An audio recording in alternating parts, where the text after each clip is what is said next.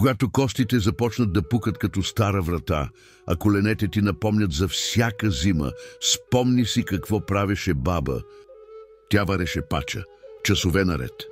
От свински крака, уши и бузи, всичко, в което има животински желатин. Бавно, търпеливо, с мирис на зима и спасение.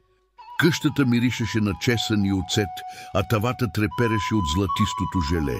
Това не беше просто храна, това беше мехлем за костите.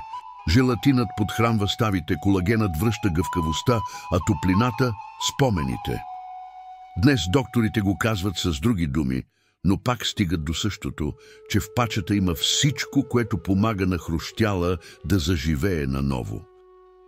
А старците по селата си знаеха, ако сутринта започва с купичка топла пача, няма болка, която да не омекне. Пачата – храна за ставите.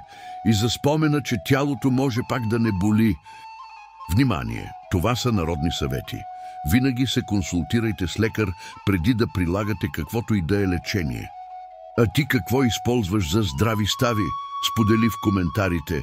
Може точно твоят съвет да помогне на някого.